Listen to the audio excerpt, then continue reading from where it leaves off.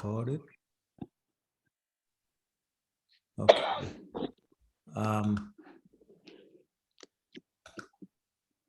Anyone has any questions from last week?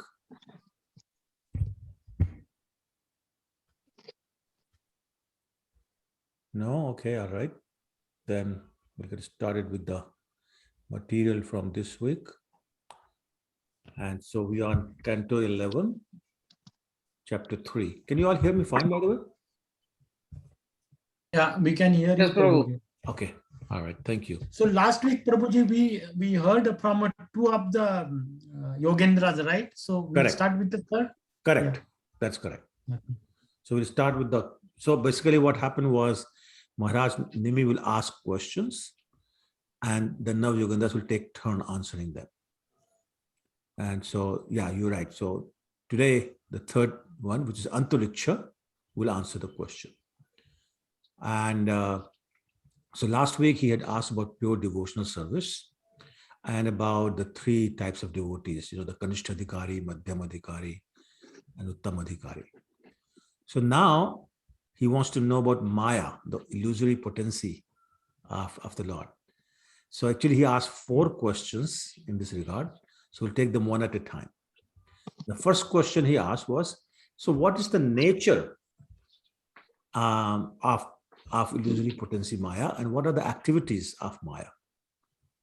So now Antariksh, the third of the Navayogendras, answered the question.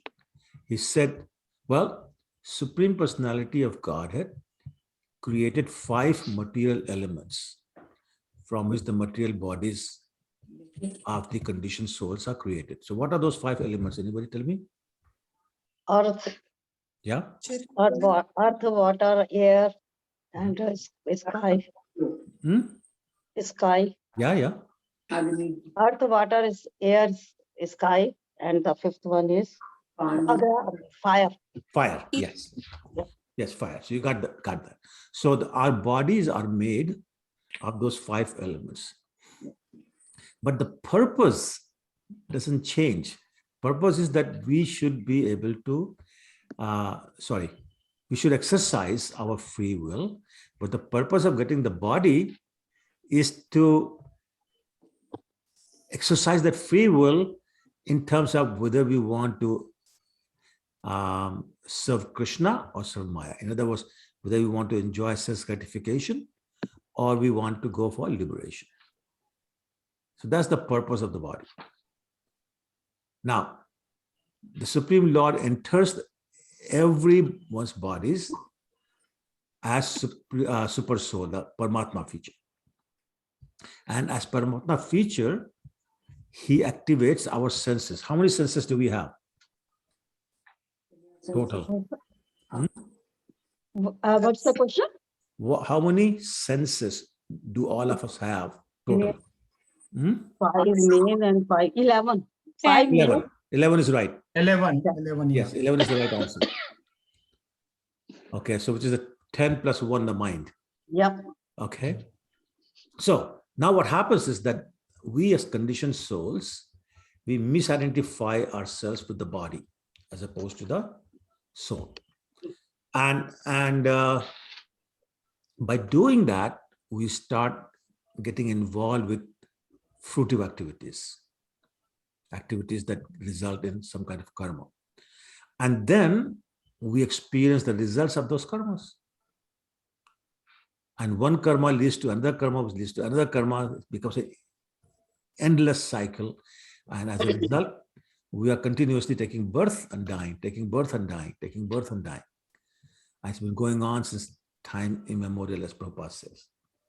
And during all that, we just suffer and suffer and suffer and suffer, because that's how material world is designed. Until this time for cosmic annihilation. So what happens when the annihilation is imminent? The Lord, in his eternal form as time, withdraws all the manifest universes so that everything becomes unmanifest. Okay, he's talking very high level, so I'm just explaining that. Now so how does actually annihilation happened? Like, what's the process? So he describes that. He says, first thing that happens is there is a terrible drought on earth for 100 years. And for these 100 years, the heat of the sun gradually increases and it becomes very torturous. And then starting from Patal Loka, a fire grows. Where is that fire coming from? Anybody knows?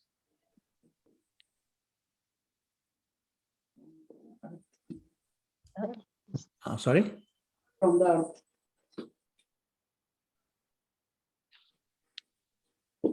So a hint is it's coming from right at the bottom of the universe.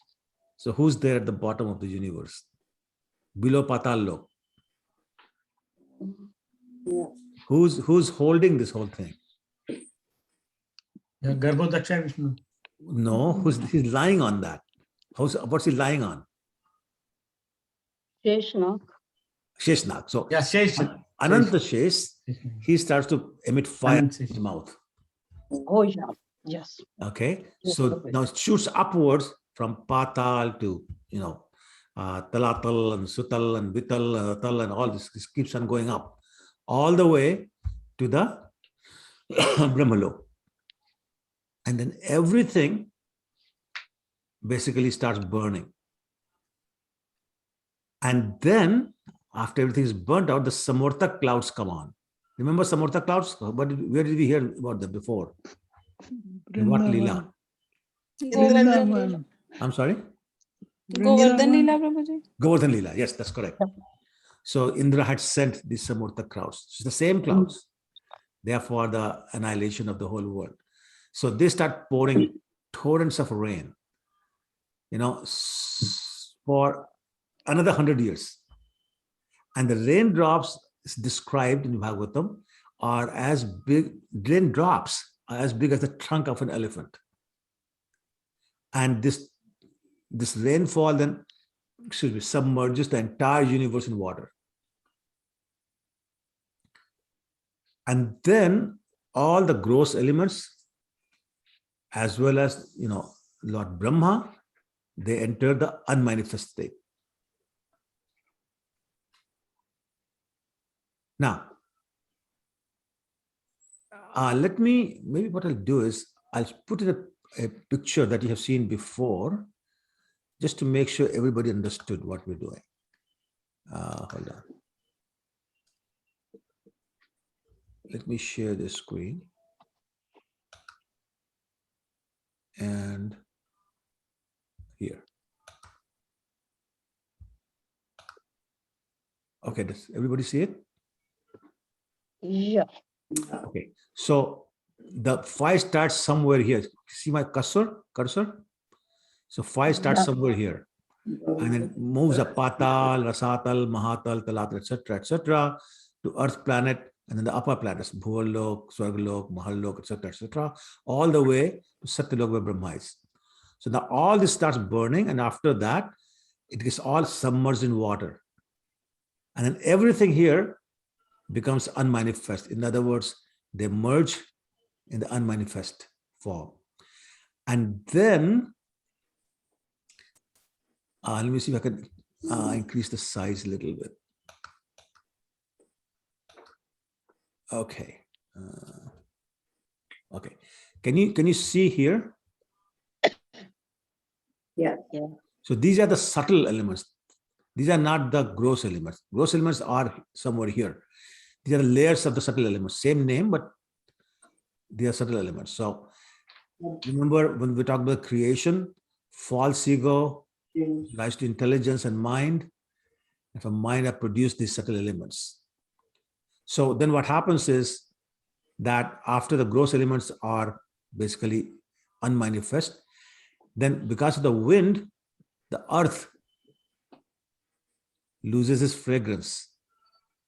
And once that happens, it merges in the water. When that happens, water loses taste, and then that merges into fire. And that happens, fire loses form. When it loses form, it merges in air. When air loses its touch, it merges into ether, yeah. And then everything merges into mind, then intelligence in the false ego, and then it disappears. So this is how, remember, when we started the creation, it started this way. Now it's all going that way. And everything is finished and gets into what we call the unmanifest state. And we'll talk about that in a second.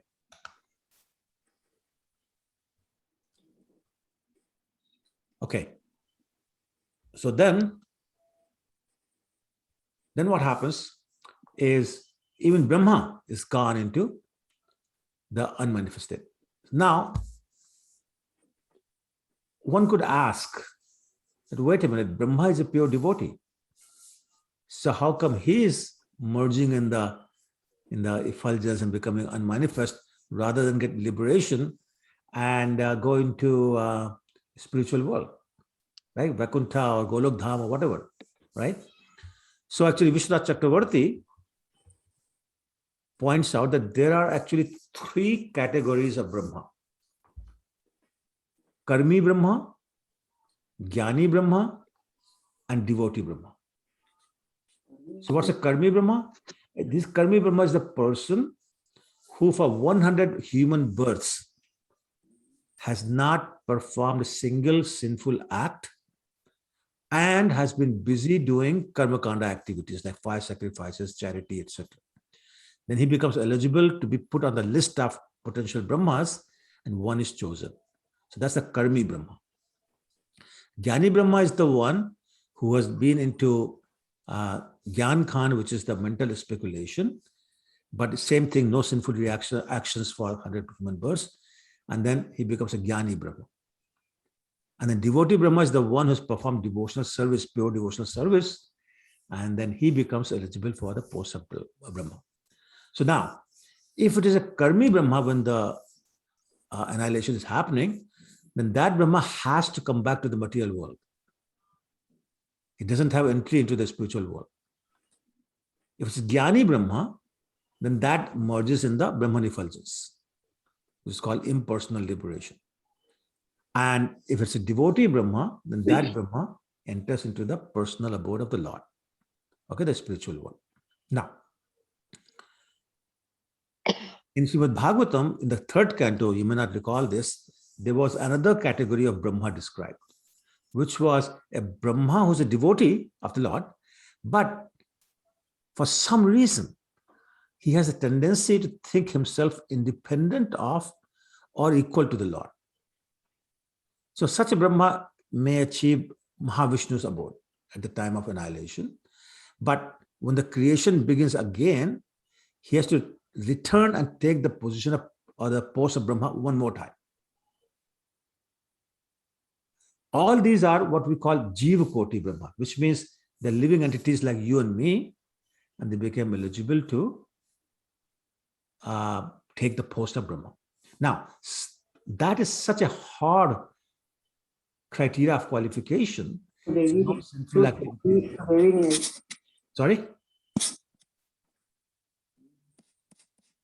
That's such a hard post to achieve. Sometimes there's no living entity eligible to become Brahma.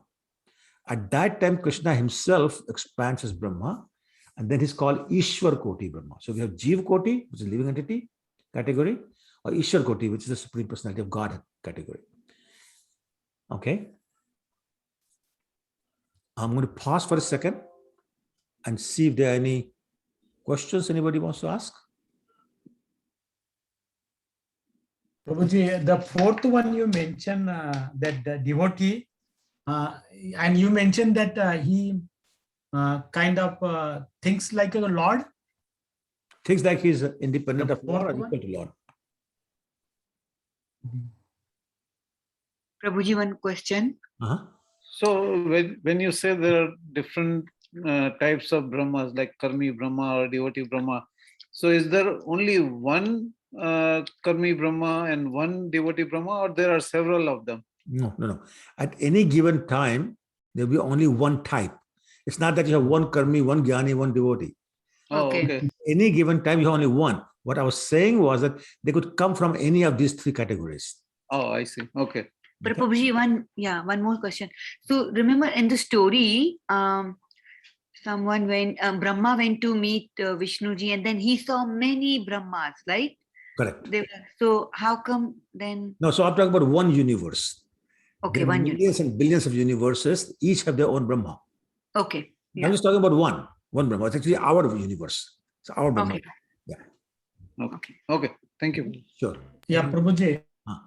just another question. That Sure. 7 layers we were talking about, like earth, water, fire, and you mentioned that those are subtle. So merging happens like mind. How come the mind and other things can happen there? Mind Prabhu. is for one individual person, right? No, Prabhu. So don't confuse the gross mind with the subtle mind.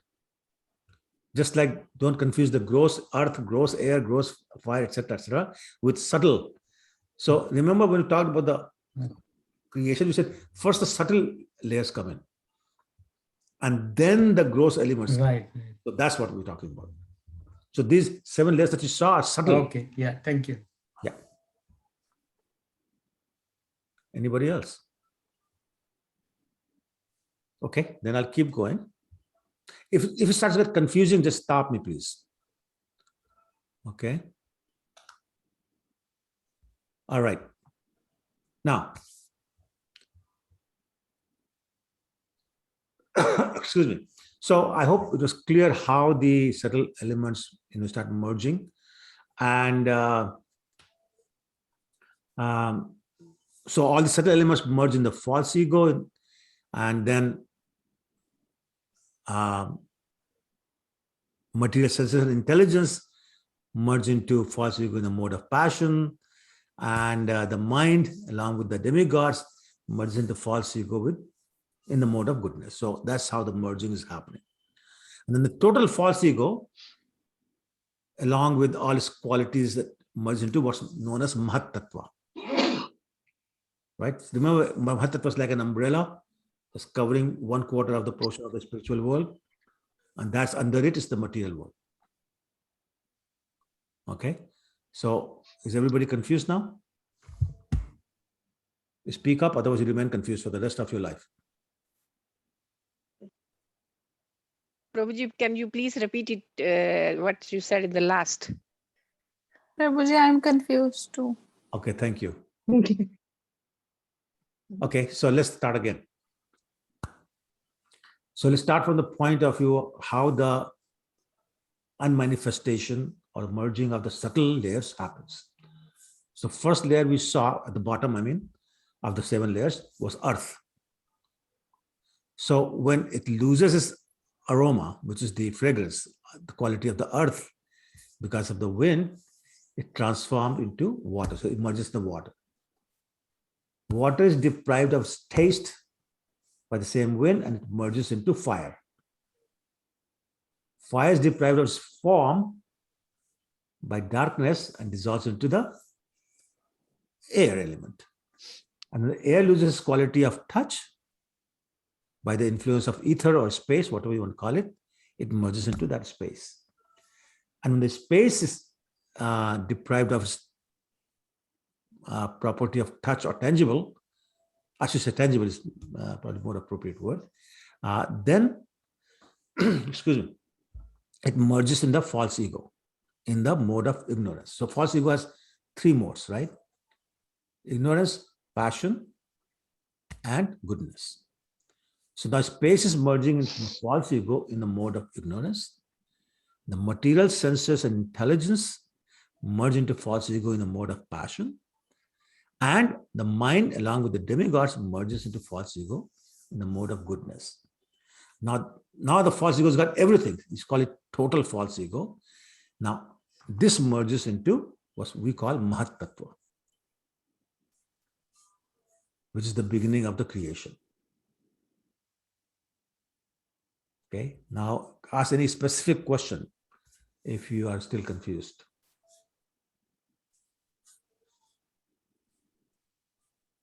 Sonam?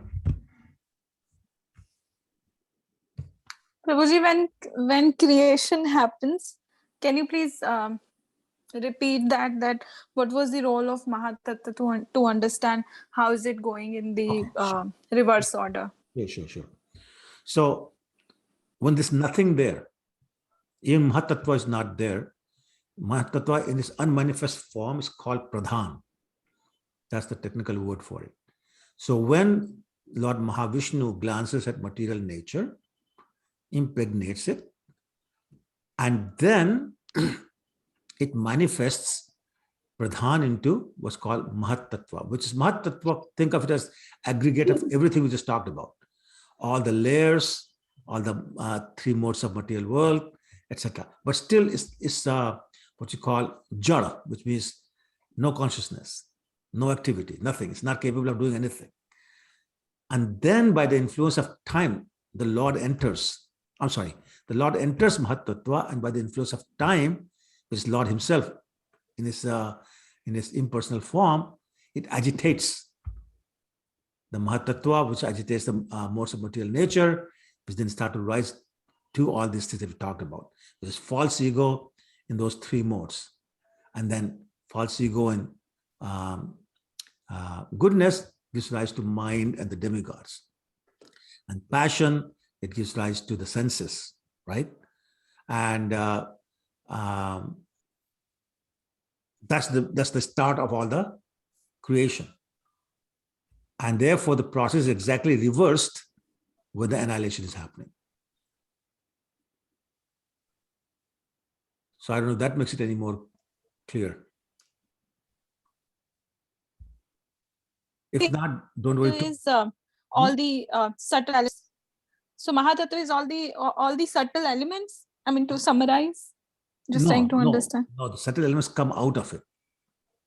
So if we look at it in the reverse order, Mhm. subtle elements were in Mahatattva, but they were not active, as you're saying. Or So manifest. it's sum total of all that. Correct. It's sum total of everything. So Everything. basically, sum total of the raw material of the. Okay, you could say that. universe. You could say that. You're just trying to understand. Yes. Thank you, Prabhuji. अगली बार जब आप समझाओगे तो it will again be doubtful. I know. It's Thank okay. you, Prabhu. Yeah, it's okay. Anybody else? So Prabhuji, one question. So the creation, does it like our universe happens once and then next time then another universe will happen, or does it happen in one time all? So remember, we believe in the Big Bang theory. So it's all at the same time that the universes sprout out of the body of the Lord. So everything is happening basically concurrently in each of the universes. Okay. Thank you. All right. Then let's keep going. Then Maharaj Nimi said, I understand that. I have no more questions. I'll ask you another question. And the question was, so how does one come out of the clutches of Maya? How do you become free from her grip? It's a very good question. I mean, any intelligent man would want to know that. So now, Shri Prabuddha, the fourth one, answered the question. He said, well, what happens is that the living entities, when they get their bodies, they get male bodies, they get female bodies, and they unite and they produce children. And the children, their families, they'll start working very hard to earn money, thinking that that'll take care of their unhappiness, and it will increase their pleasure. And he said, well, that's what they think, but inevitably they get exactly the opposite result. The harder they work, the more miserable they become. The harder they work, more unhappy they become, so on and so forth. In the material world, basically everybody's material discomfort only increases over time. Some people think wealth is good to have, but he says wealth actually is a perpetual source of miseries and distress. And wealth is very difficult to acquire. So we work very hard to acquire something that is simply a source of distress. He said, no one gains permanent, temporary maybe, but permanent satisfaction from wealth, home, children, relatives, even like dogs and cats that people have in their house. And all these things or entities are maintained by the hard-earned money of this person, but none of them can give permanent happiness. And he says, it's not just on earth, even on heavenly planets, there's no permanent happiness. It's relatively, he says, it's relatively easy to obtain heavenly planets. All you have to do is perform pious activities and you get there. But even in the heavenly planets, there's so much rivalry. There's so much envy, of superiors and things like that, and then, as Lord Krishna said in Bhagavad Gita, chapter 9, text 21, what did he say? Tetam hunkta swargalokam vishalam chune punye martaloke vishanti. Right? So he says, yeah, you do the pious activities. As a result of those, you go there. As soon as you exhausted them, you come down. So all these demigods are always worried about, oh my God, when will my piousness be exhausted and I'll have to leave? So they're always worrying about that. They were worried about, afraid of losing their heavenly life. So yeah, we on the earthly planet admire the demigods, but demigods are never happy. They are all worried about all these things: rivalries, envy, fear of losing their position and their place, on and on. So actually, Bhagavatam gives an example that the subjects of a king may be envious of the king and his position, but king is being harassed by so many other kings and so many other things that he's never really happy. In other words, nobody's really happy. So he said the conclusion is that any person who seriously wants to be happy, really happy, the permanent happiness, he must seek a bona fide spiritual master, take shelter of him by initiation, and follow the instructions. And that's when he gave very famous verse that Srila Prabhupada quotes many, many times. Tasmad gurum prapadyet jigyasu shreya uttamam shabde parecham nishnatam brahmani upsamashram. Excuse me. And he says, basically it means that anybody is looking for permanent relief from miseries, he must seek out a guru, take shelter of that bona fide guru. And he says, what's a bona fide guru? Bona fide guru is the one who has realized Shabde Parichan Nishnatam, who's realized the conclusions of the Vedic scriptures and understands it so well that he'll be able to convince other people of those conclusions. He has taken shelter of the Supreme Personality of God, Brahmani Upsamashya, and he has no material considerations for anything. So one must take shelter of that kind of bona fide spiritual master. But what should one do then? Okay, fine, you got it. Now what do? It's like you don't want to be like a dog who chases a car and then doesn't know what to do when they reach the car. So he said, what you should do is jigyasyu shreya uttamam. Ask appropriate, good questions. And the definition of good question here is shreya. Shreya means something that's good for you in the long term, as opposed to priya, which is something that's good for you in the short term. So shreya basically refers to soul, priya refers to the body.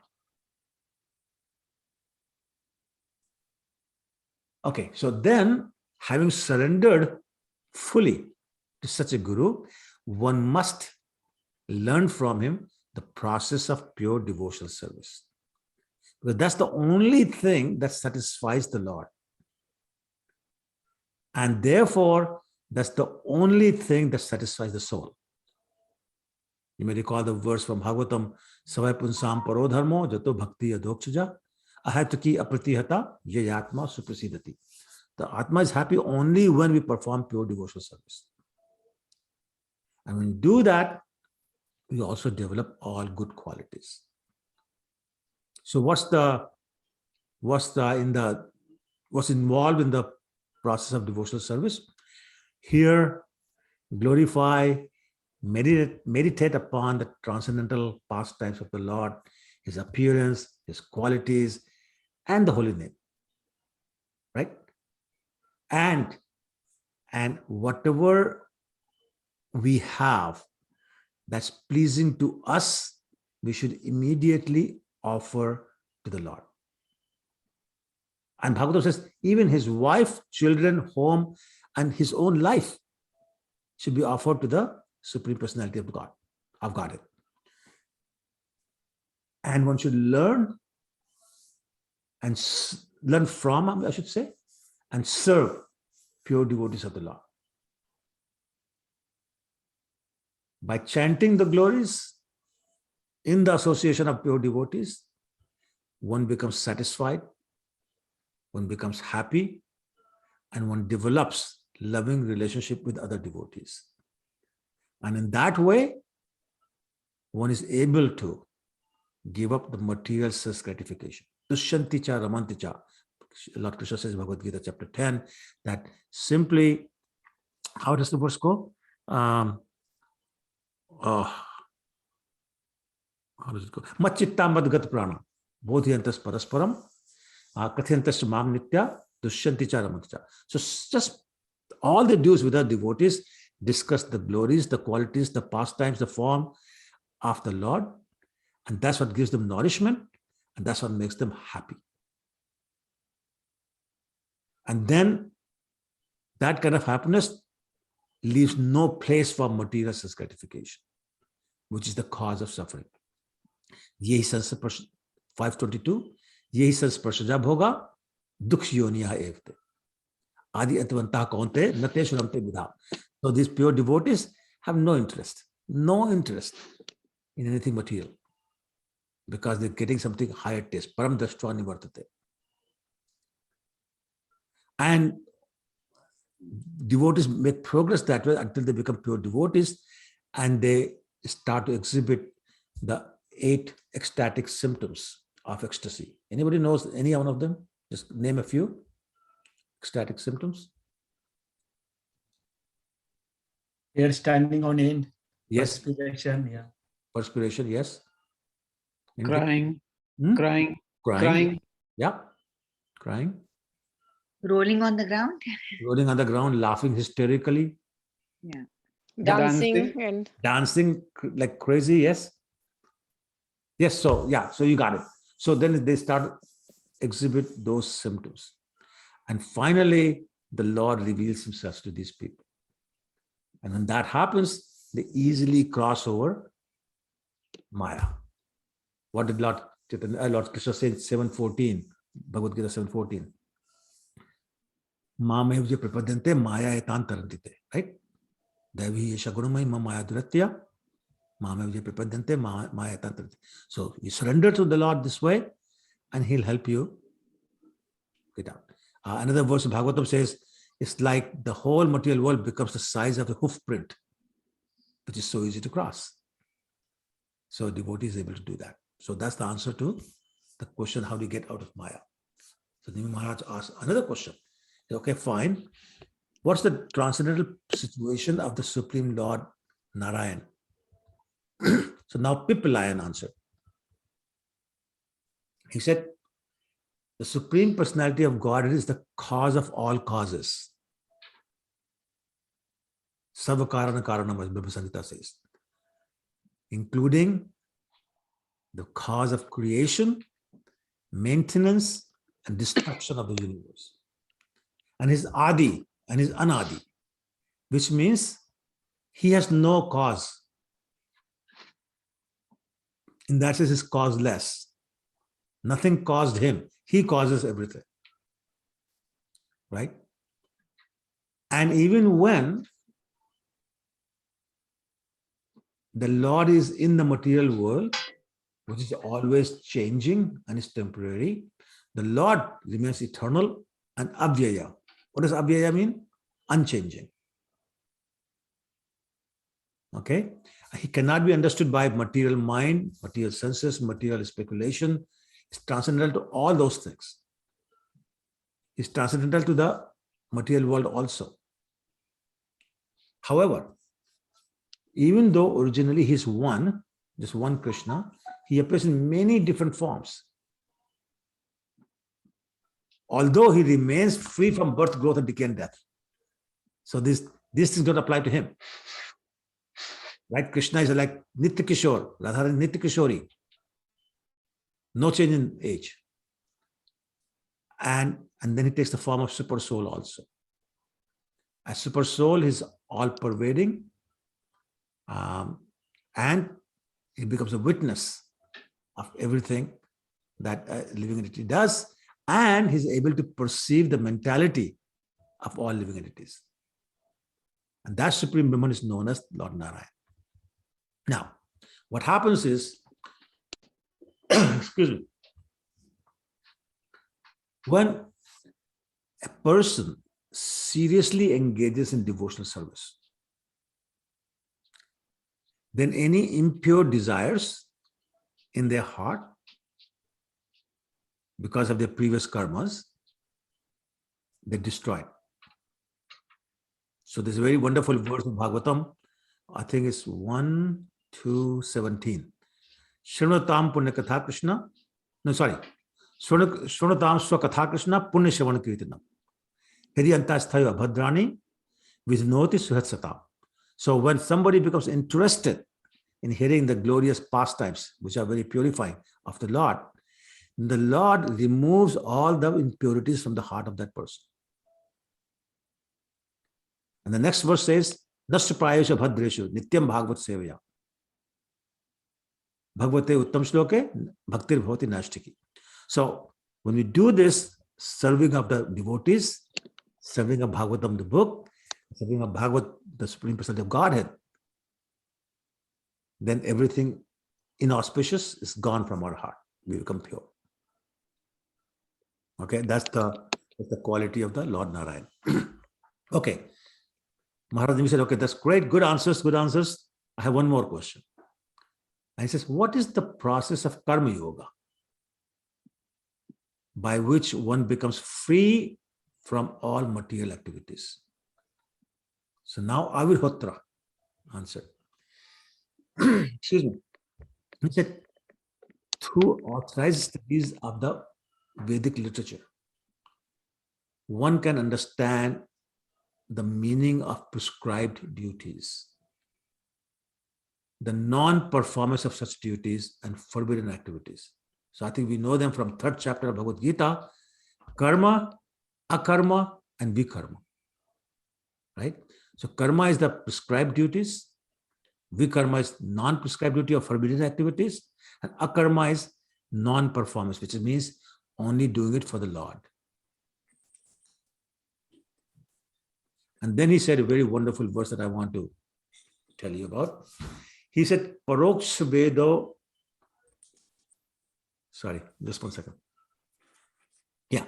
He said, Paroksha Vado Vedo Ayam Bala Nam Anushasnam Karma Mokshya Karmani Viditehi Agadam Yatha.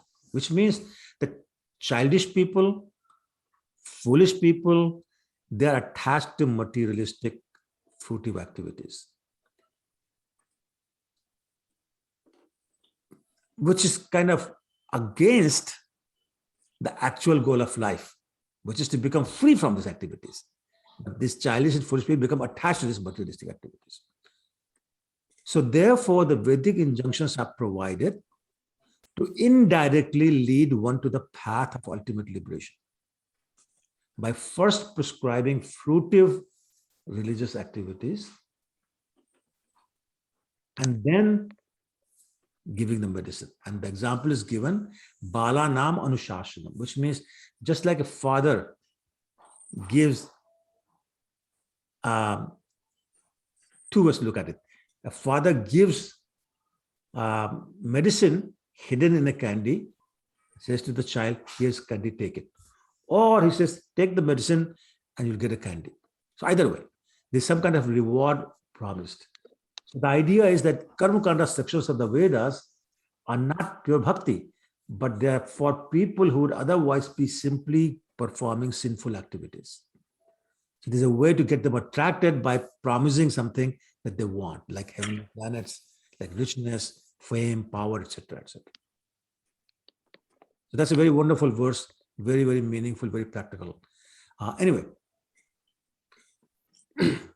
now, if somebody doesn't follow the Vedic injunctions, they're clearly performing sinful activities or irreligious activities, right? That's obvious. And what will be their reward? Chakki piecing and piecing and piecing and piecing, which is get born, die, get born, die, get born, die.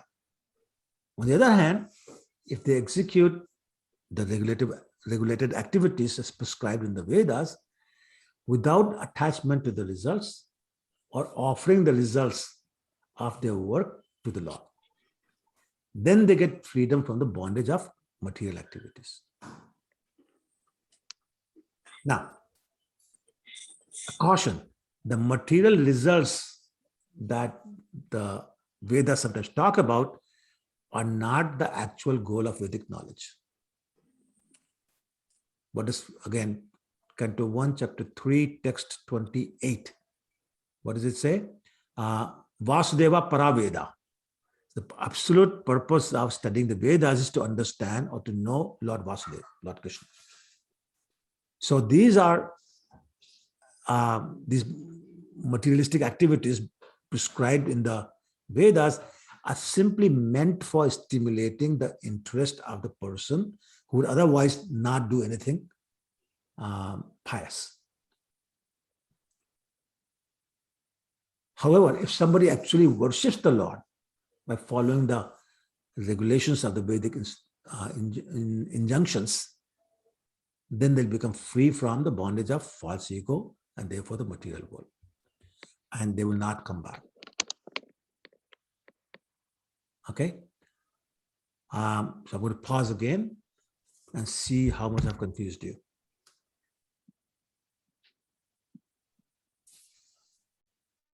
Or was it even difficult to retain what I'm saying?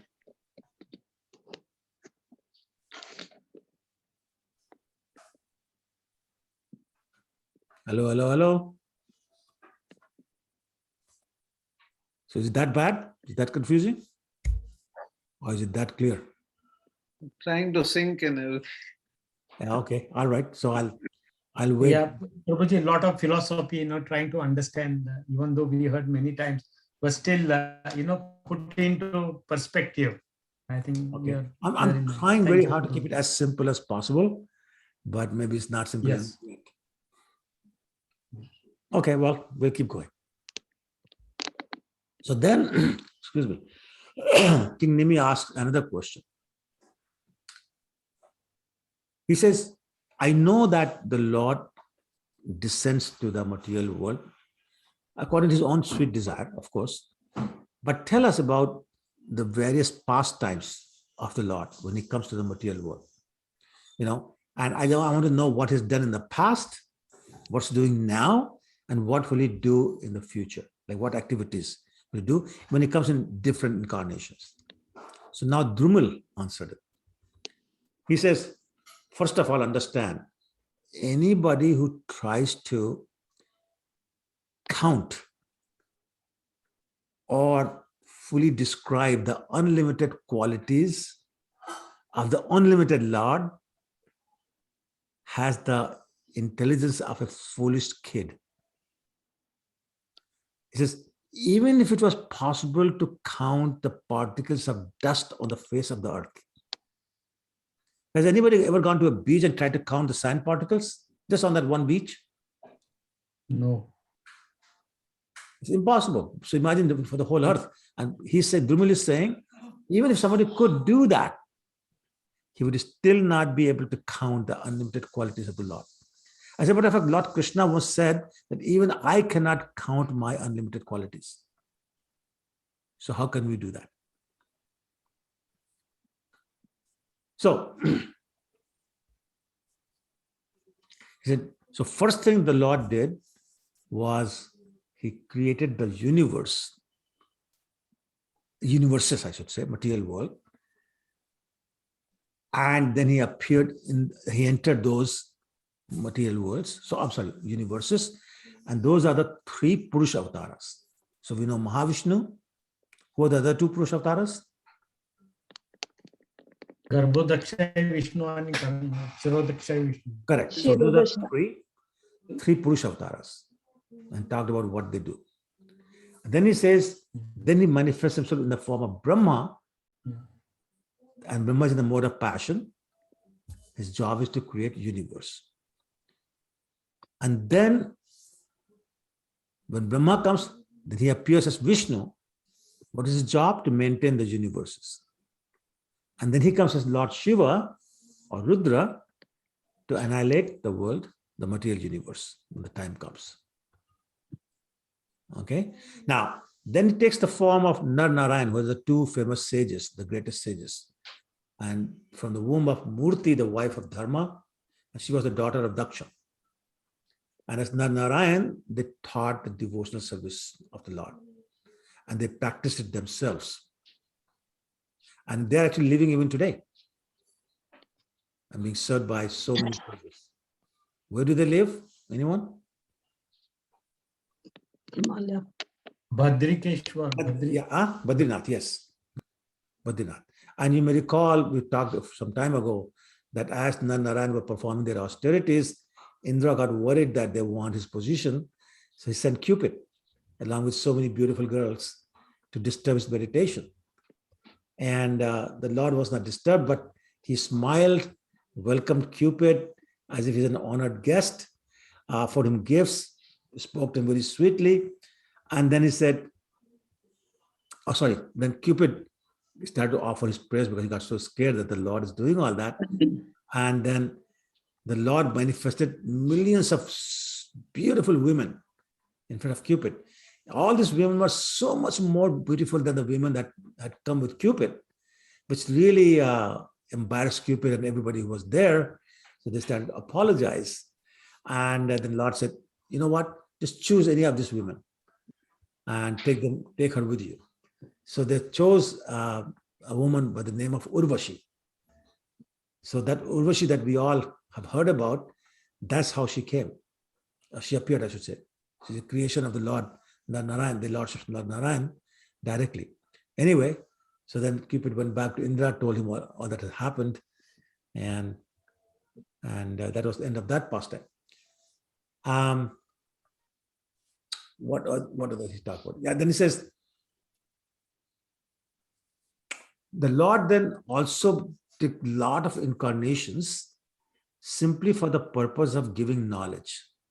So Hansa Avatar, what did he do as Hansa Avatar? Gave knowledge. Dattatreya gave knowledge. Kumar brothers gave knowledge. Kapiladev gave knowledge. Rishabdev gave knowledge to his sons. Right? He came as Hayagriva. What was the form of Hayagriva? Anybody knows?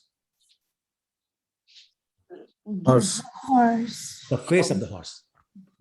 Face of the horse, yes. And so there was a demon called Madhu, who had stolen the Vedic knowledge. As Lord Brahma yawned, he stole all the Vedic knowledge. So he killed Madhu and returned the Vedas. Similarly, as Matsya Avatar, what did he do? What were his activities as Matsya Avatar? Fish incarnation. Yeah. I know, but what were his activities? No. What was the purpose? Took the To earth protect out. the Vedas and herbs, shrubs, everything. Right. So they have the herbs, the vegetables, the Vedas, the kings, Satyavrat, and the sages at that time. So those are things that he said. As Varahadev, he killed whom? Hiranyaksha Hindaksha. And what was the purpose? took the earth Correct. out. Correct. Yeah. As Kurma Avatar, the tortoise, he carried which mountain on his back? Mandakaya. Mandar. Mandar. Yes. And in the form of Hari, he gave liberation to Gajendra. And then there was very interesting name mentioned that I did not know before, so I had to do some research. I says the Lord delivered the Valakilyas. I had never heard that. And the Bhagavatam says they were trapped in the water in a cow's hoof print. So how do you get trapped in the cow's hoof print? So apparently they were the size of a human thumb.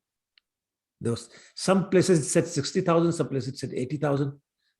Regardless, a lot of them were there, and they were trying to bring a twig of a fig tree to be used as firewood in a fire sacrifice that Kashyap Muni was doing.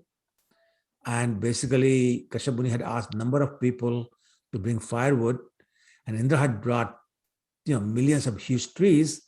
When he saw these thumb-sized men bringing a twig of fig tree, he started laughing, making fun of them. So they cursed him actually. And then Brahma came and Kashyap Muni apologized on behalf of Indra, and then he was forgiven. But there was another mention which I'm not sure I could confirm it, so that they had cursed Indra that what was it?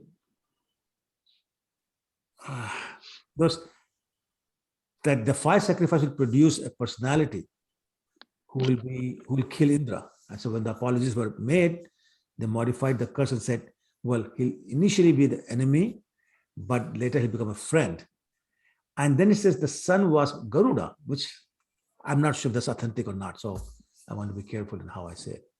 But that's what my internet information was that. So I don't know how authentic that is. Anyway, so let's see what else. Oh, the other place said that actually the friend and enemy situation was with Vritrasura, which made sense to me because Vritrasura was actually never really an enemy; he was a friend of Indra. Anyway, then he came as Lord Nrsingadev, and he killed Hiranyakashipu. And then he said that in every Manvantar, he comes in different forms and performs different activities. And he gave another example of Lord Vamandev, how he cheated Bali Maharaj. And as Parashuram, he came, he got the earth rid of Kshatriyas 21 times. And he came as Lord Ram and killed Ravana. And he got ocean to submit to him. Then he goes into future. And he says, in the future, Lord Krishna will appear in the Yadu dynasty to remove the burden of this earth.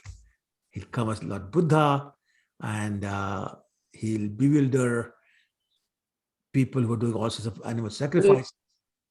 And he will appear to talk against Vedas. And at the end of Kali Yuga, he will kill all the low-class men who act like kings in his form as Kalki.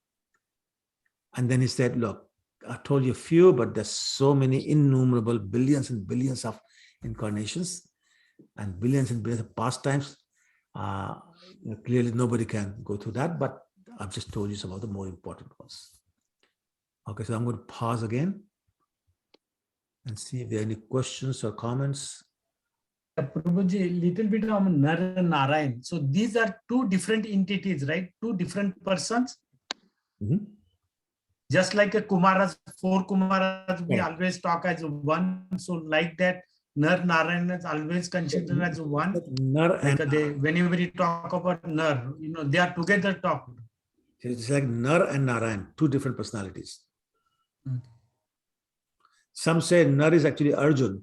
I don't know how authentic that is, but I have read that some places. That's Arjun. So anyway, so Nar is human form, and Narayan, of course, Supreme Personality of Godhead. And they come as sages Okay, thank you. to perform austerities. Okay. Anyone else?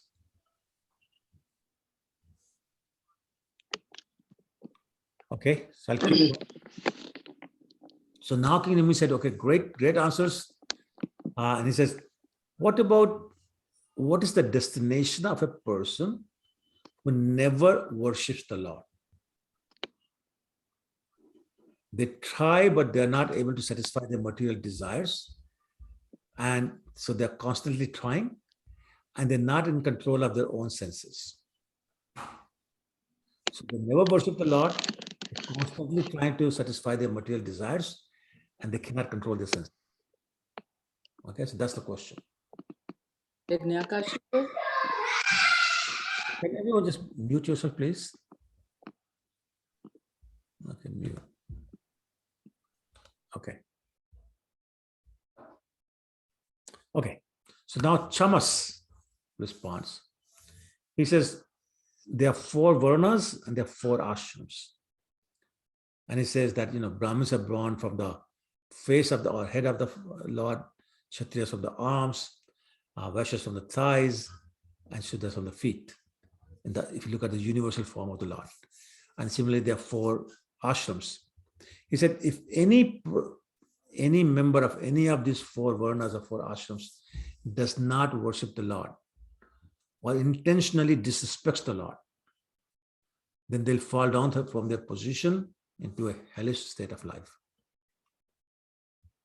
Now, this is to be fair, there's some people who have little opportunity to hear and chant the glories of the Lord because they're not allowed the association of saintly persons. Now, he's talking about the old days. In the old days, Shudras and women didn't have this opportunity. Why? Because being afraid of the interaction between woman and man, all the sannyasis, all the devotees stayed away from women. So they got no association. And being afraid of the bad habits of the Shudras, like smoking, drinking, women hunting, all those kind of things, the devotees avoided Shudras also. They were not allowed to go and study the Vedas. So therefore they remained ignorant. But it's not their fault. You can't penalize somebody for not doing something he's not allowed to do.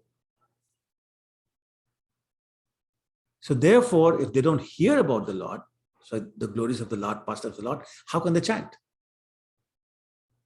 So therefore, Adi Chamas says to the king, to King Nimi, that you, my dear king, should be especially merciful to women and the Shudras because they don't have that opportunity to get that association.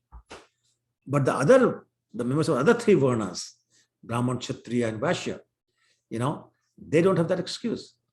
But sometimes they get confused by mental speculation or concocted interpretations of the Vedas. So sometimes they think that they're great scholars, even though they don't understand anything or they don't understand the real essence of the Vedas.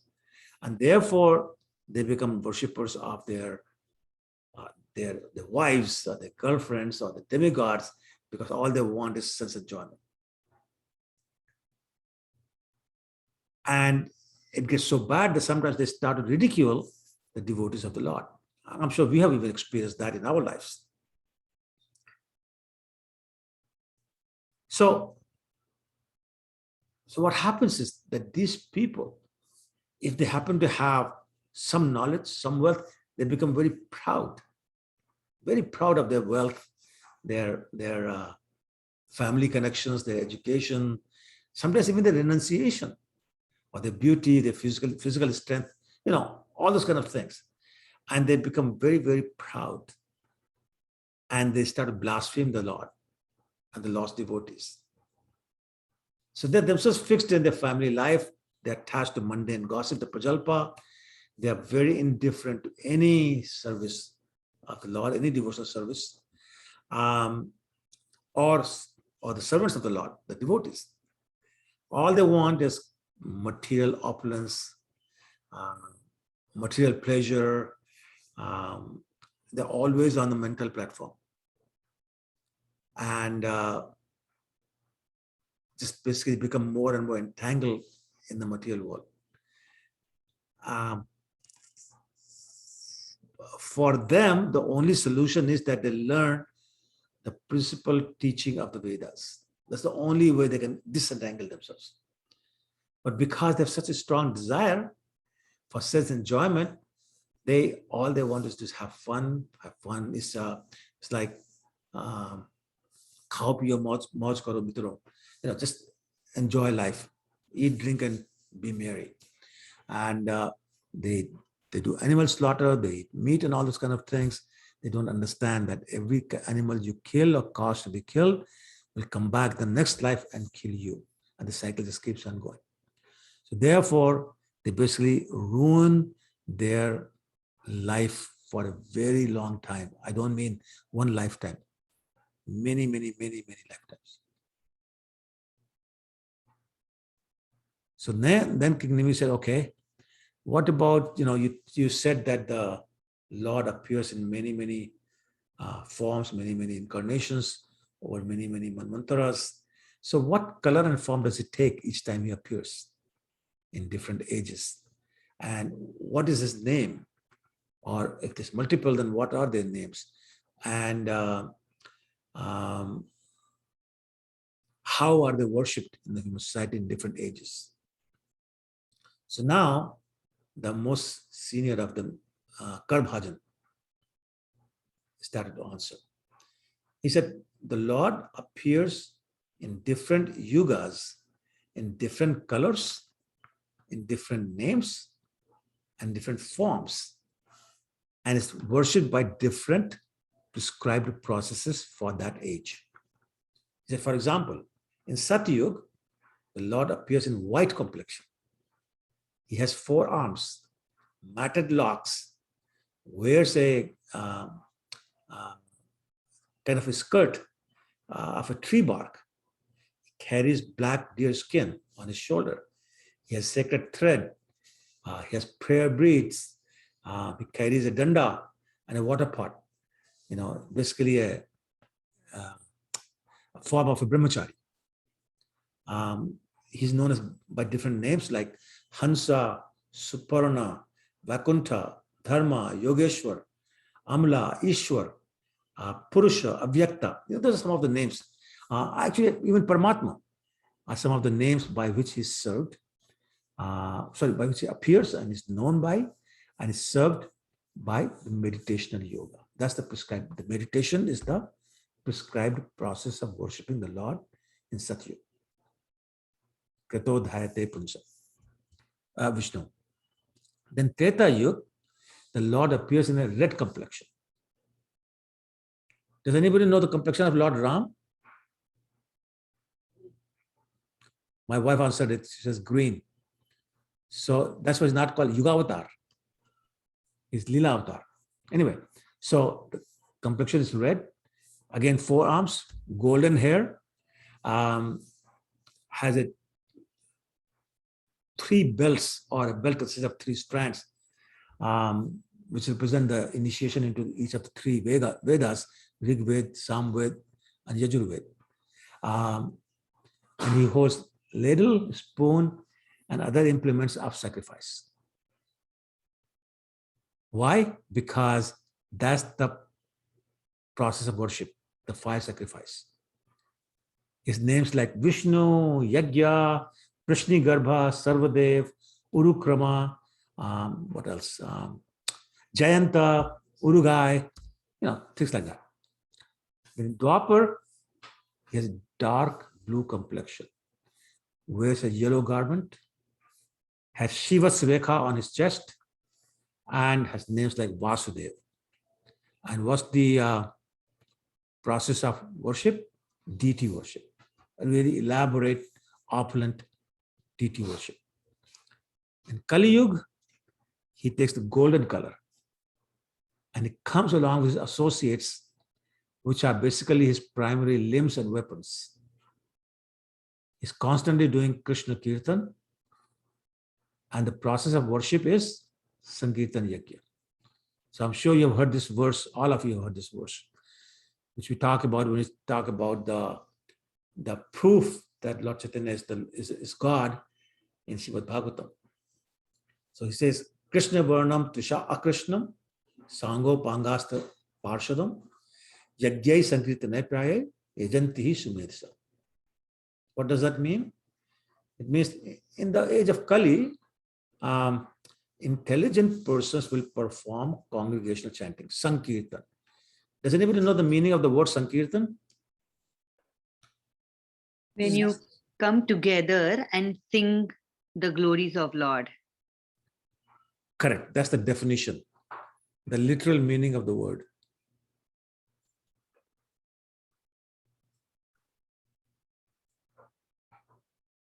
So it's two words, samyak and kirtan. So samyak is shortened sam. Samyak means completely. And kirtan, as Mataji said, that is the glorification of the Lord. So Sankirtan is complete glorification of the complete person or personality, which is the Supreme Personality of God. That is Sankirtan. So a Bollywood song, even if 5 people are singing together, will not be Sankirtan because it's not complete. It's not about the complete personality, which is the Supreme Personality of God. So in the age of Kali, the process of worship is participation in Sankirtan, congregational kirtan chanting. Okay, so anyway, so the Lord appears with his associates. His complexion is golden, not blackish. And he's accompanied by his associates, his servants, weapons, and confidential companions. That's this word talking about. So he's saying, Yajanti Sumesha. Intelligent people perform congregational chanting. So if you don't, you're not intelligent by implication. Okay, so then he explains that in Kali Yuga, the purpose of human life, which is what? What's the purpose of human life? Anyone? So the Lord. Self-realization. Okay, what else? Serving the Lord. What else? Serving the devotees. What else? And chanting. What else? Devotional service. What else? Krishna Prem. Ye hui na baat. That's the real purpose. Like we're serving to develop love of Krishna. Right? We're chanting to develop love of Krishna. So the ultimate goal is to develop love of Krishna, right? So he's saying that can be achieved simply by glorifying the Lord or glorifying the holy name of the Lord. And he said that is such an easy process that even the demigods wish to be born on earth in the age of Kali because they can get the love of Krishna so easily. And other personalities who are not on earth to be able to do this, they wish they were here. And they would simply chant the name of the Lord and develop the love of Krishna. And then he said, anybody who gives up his false ego and surrenders to the Lord completely no longer owes any debt to anyone. Not the demigods, not the parents, not the Brahmins, nobody. And he said, the Lord appears in the heart of a devotee who has no other shelter than the Lord himself. And as you were saying before, drives away all evil desires from the devotee's heart. So Narottam Das Thakur has sung beautiful bhajan in the praise of the devotees, Vaishnavas. And he says, Tomar Hriday Sada Govinda Vishram, Govinda Kahe Mama Vaishnava Paran. The Lord is taking rest in the heart of the devotee. So why that word? Because there's no disturbance in the heart of the devotee. There's no material desires coming, disturbing the Lord. There's no envy, there's no anarthas coming, disturbing the Lord. It's total peace. So the Lord is actually able to rest peacefully in the heart of a devotee. In other places, the Lord says, I am captured in the heart of the devotee. I have no independence. I have no room to move because I'm captured in the heart of devotees. So he's saying that the person or devotee who surrenders completely gets the heart, the Lord to reside in his heart. Well, so basically all the 9 Yogendras told in a very elaborate manner, actually. I've really summarized this whole thing. What he started with was Bhagavad Dharma, pure devotional service. And when King Nimi heard all that. He was very appreciative, and he offered a lot of worship to the Nav-Yogendras, and they blessed him and they disappeared. So does anybody recall who was telling the story about King Nimi and the Nav-Yogendras? Narad Muni. Narad Muni, yes, to Vasudeva. Yes. Vasudeva. So now it comes back to that point. So the flashback is over. I'm sorry? What was that? Okay. Anyway, so Narad Muni was telling Vasudeva all this because he had asked the same question, about devotional service. So he says that Lord Krishna has appeared as your son, but don't think of him as your son. Keep thinking of him as Supreme Personality of Godhead. Which is very interesting. He didn't say that to Yashoda Maiya. Totally different relationship. But he said, no, you should never forget. And respect him as Supreme Personality of Godhead, not just your son. I mean, he's your son, but not in that sense. So I'm going to pause and see if there are any questions. I'm sorry, I tried as much as I could to simplify it, but this has so much detail. So I have to depend upon you to ask questions. Prabhuji, Ji. you made your explanation very simple, but हमारी brain capacity को आपने नहीं बढ़ाया ना. Thank you, so humble. So Prabhu, if as you said that it is very simple, yet why is it so difficult to do what we are supposed to do? That's a very good question. Excellent question. Why is it so hard? So you have heard a story about Narad Muni and Janak Maharaj, the father of Mother Sita. So Narad Muni once visited Janak Maharaj, and they were taking a walk in a garden. And Narad Muni actually asked Janak Maharaj, why is it so difficult for Maya to, give us up so we can all, become devotees? So Janak Maharaj didn't say anything. They kept walking. And suddenly, Janak Maharaj reached a tree and embraced the tree very hard and started shouting, "Oh tree, please leave me. Oh tree, please leave me. Oh tree, please leave me." And Narad was looking at him, this man just got crazy. Oh, sorry, maybe I asked the wrong question. He's gone crazy. So then Janak Maharaj said, what I'm trying to tell you, Narad Muni, is that we are the ones who are grabbing Maya and not letting it go and make all these false noises that says, oh, please let me go. So all we have to do is let it go. But we are so conditioned, we're so much into sense gratification, we don't want to let go. There's another story actually about a monkey who saw some chana in a small pot. So he put his hand in there and took a fistful of chana. When he took it out, take his hand out, the neck of the pot was very narrow, like a surahi. His fist got stuck. And now he's stuck, this shouting and crying and saying, take me out, but he's stuck there. All he had to do was let go of chana and take his hand out. But he won't let go of chana, he's keeping his fist like this, holding the chana, trying to get it out. So we are like that.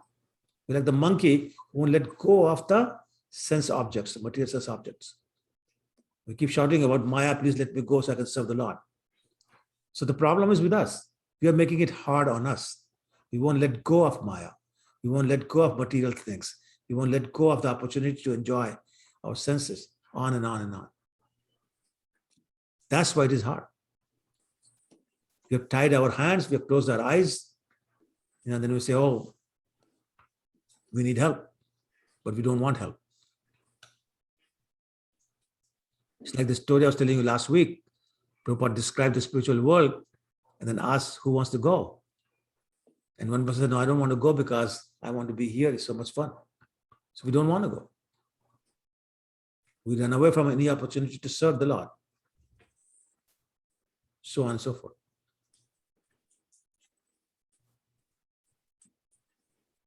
So Prabhu, then if we know all this, so what is it that is making us so fearful of letting everything go, or not always being entangled in Maya and not serving the Lord? Faith. So let me turn it around and ask all of you, because you're all in the same boat. So why aren't you doing that?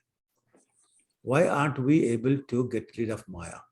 Why aren't we able to let go of material things, material relationships? Why is that? We don't have enough faith, Prabhu. That's one answer, yeah. Because we want to enjoy the Sorry, Prabhu? material world. Sorry, Prabhu? We want to enjoy the material world. Yeah, we want to enjoy. We don't want to give up the enjoyment.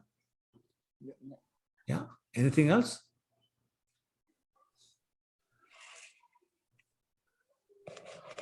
We don't, is it that we don't, I mean, not is it that we don't have, like we don't want to accept that Krishna will save us, or he will protect us. Yeah, that's the faith part that she was talking about. Yes. But think about, how did we come to the material world in the first place? What happened? We wanted to enjoy. Enjoy. We wanted to enjoy, and what else? We ask Be the freedom. Independent. Freedom. Independent, envious of Krishna. What else? We asked for the freedom, Prabhuji. We asked for the freedom from Krishna. Yeah. What else? We want to be the master of everything. Yes, we want to be master of everything. We want to control it. So all those things haven't gone away yet. So what Within us. brought us here is keeping us here. Right? So we have made the easy thing very hard to do. If you want it, it's very easy to do. If you don't want it, it's like my mother used to say, you can wake up a sleeping person, but you cannot wake up a person who's pretending to be asleep. Yeah. So we are like that.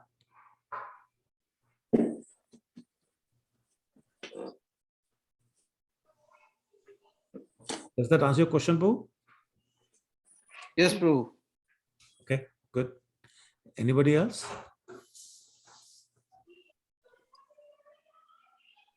Prabhuji, I also feel that we know Krishna, we need Krishna Prem, but at the same time, we want even this, like we Yes, want to yes. sail in two boats. Yes.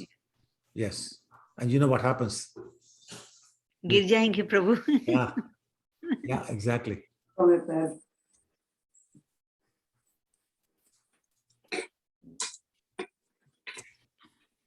Anything else?